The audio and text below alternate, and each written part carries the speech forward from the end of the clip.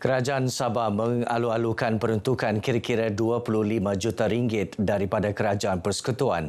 Ketua Menteri Datuk Seri Panglima Haji Jinor berkata bantuan segera itu amat diperlukan bagi membantu membaiki kemudahan infrastruktur yang rosak dan terjejas akibat bencana banjir di beberapa daerah di negeri ini sejak awal minggu ini. Peruntukan ini juga merangkumi bantuan segera berjumlah RM1,000 kepada semua keluarga yang terkesan dengan bencana ini. Dalam pada itu, Datuk Haji Ji berkata kerajaan negeri telah bersiap sedia menghadapi monsun timur dengan penglibatan 14,209 anggota daripada pelbagai agensi penyelamat dan keselamatan. Antaranya Polis Diraja Malaysia, Jabatan Bomba dan Penyelamat JBPM, Angkatan Pertahanan Awam Malaysia dan Rela. Datuk Haji Ji turut mengucapkan terima kasih kepada semua petugas terlibat dalam operasi menyelamat dan pemindahan mangsa ke lokasi yang lebih selamat semasa bencana banjir berlaku. Ketua Isi Rumah KIR yang terkesan banjir di Kota Marudu boleh membuat permohonan bantuan kepada pejabat daerah Kota Marudu. Menteri Pembangunan Masyarakat dan Kesejahteraan Rakyat, Datuk James Ratib berkata pelbagai bantuan disalurkan kerajaan termasuk bantuan wang ihsan RM1,000 kepada penduduk terjejas. Terima kasihlah kepada Jabatan Haliwal Wanita Sabah Jiwa kerana memberi sumbangan wang ringgit kepada pegawai daerah sebagai pengurusi, dan AADK, KPDN, kemudian pemadam telah pun memberi bantuan berupa wang ringgit kepada mangsa-mangsa banjir. Datuk James ditemui RTM selepas melawat dua pusat pemindahan sementara PPS Sekolah Menengah Edburn Gosen dan SK Ranau Kota Marudu. Jabatan dan agensi di bawah kementeriannya juga telah menyalurkan bantuan kepada penduduk terjejas menerusi pejabat daerah Kota Marudu. Bantuan ini diharap sedikit sebanyak dapat meringankan beban penduduk terjejas banjir. Semua mangsa-mangsa banjir yang telah dipindahkan semuanya dalam keadaan yang baik, terkawal dan juga dari segi keperluan makan minum dan sebagainya. Jadi saya ambil kesempatan bagi pihak rakyat mengucapkan terima kasih banyak-banyak pada seluruh jawatan kuasa yang terlibat.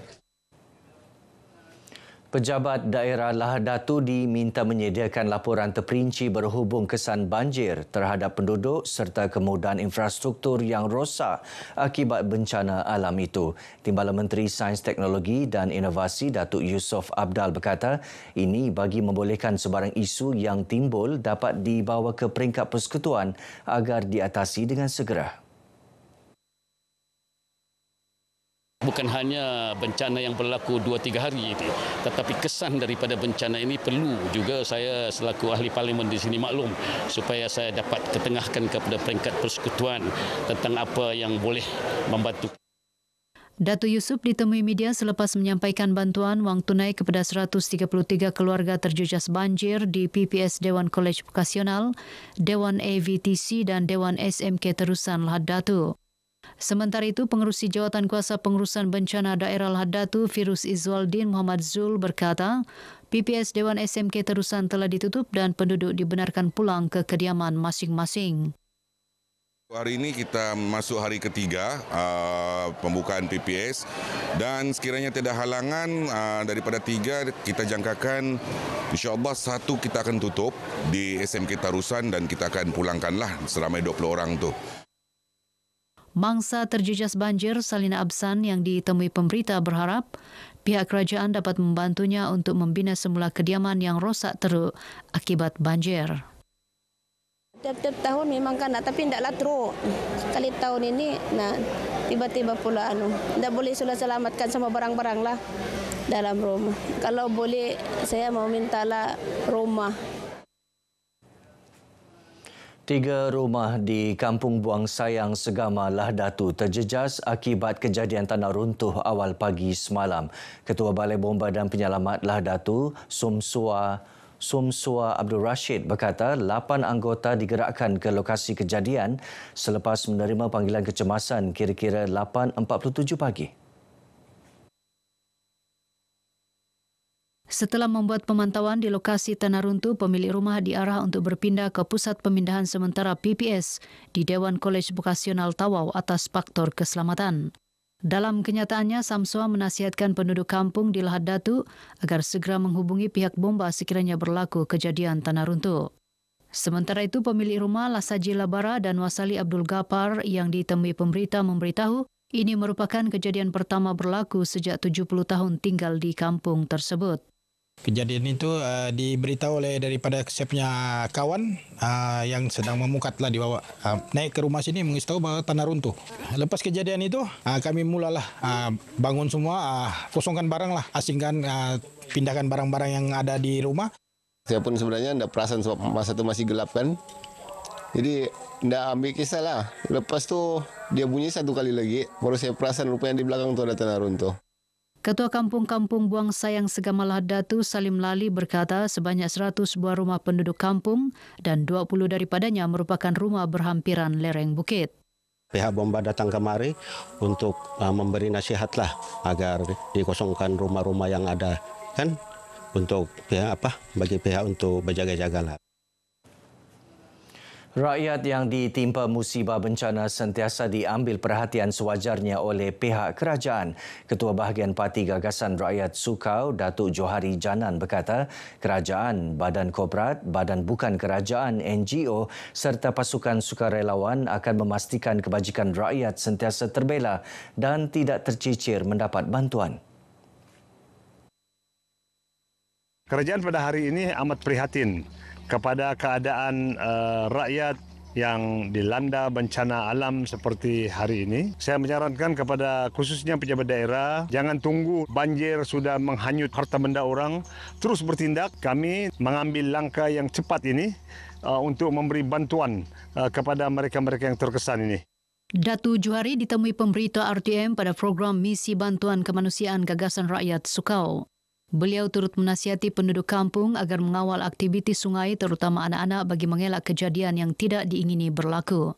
Pada program ini, beliau menyerahkan bakul makanan kepada 150 ketua isi rumah meliputi Kampung Seberang Sukau, Kampung Bilit dan Kampung Paris Kinabatangan. Saya berharap usaha Datuk dan badan-badan kebajikan akan terus membantu kami khususnya di masyarakat Kampung Sukau, memberi bantuan kepada kami atas permasalahan yang kami ada di Kampung Sukau. Kita memang rasa terharu dan bangga atas tindakan yang begini cepat dan prihatin terhadap masalah rakyat. 60 kanak-kanak menyertai program berkhatan beramai-ramai secara percuma yang diadakan di Dewan Seri Pimping Membakut. Exco Agama dan Pendidikan Datuk Dr. Muhammad Arifin Muhammad Arif berkata ia sebagai platform mengeratkan silaturahim antara komuniti setempat selain meringankan beban ibu bapa. Ini adalah program tahunan kita. Setiap kali cuti kita akan membuat program ini. Selain daripada itu, program untuk anak-anak kita juga setiap kali buka sekolah kita akan membuat program bergunting untuk anak-anak kita. Dan ini juga adalah salah satu amalan yang perlu untuk memudahkan ibu bapa dan Datuk Arifin ditemui pemberita selepas meninjau program khatan perdana di Membakut. Program ini merupakan anjuran Majlis Ugama Islam Sabah MUIS, Jawatan Kuasa Masjid, Persatuan Pelancongan Rekreasi dan Peniaga Pantai Pimping serta Jabatan Hal Ehwal Agama Islam Negeri Sabah JAHINS. Pelbagai aktiviti lain termasuk program Back to School dilaksana sepanjang musim cuti sekolah dengan kerjasama badan bukan kerajaan NGO. Sebaiknya lah diteruskanlah kan. Bagi yang kurang kemampuan macam itulah kan, sama untuk yang budak-budak ni kalau ramai-ramai dia macam hilang rasa takut lah kan. Terima kasih kepada YB Datuk Dr. Haji Muhammad Arifin, YB kami lah di sini, di mana anak saya yang ini yang bungsu ketiga ni, ketiga yang dua tu tahun lalu, yang ini tahun ni lah. Jadi syukurlah, alhamdulillah ringan sedikit ibu bapa kan. Dengan harap-harap berterusanlah program sebegini kan. Paparan itu mengakhiri Berita Pagi Sabah kali ini. Menyusul selepas ini Berita Pagi Sarawak bersama-sama Lydia Yusrina di Kuching. Dari sungai hingga segara Palestin, pasti merdeka.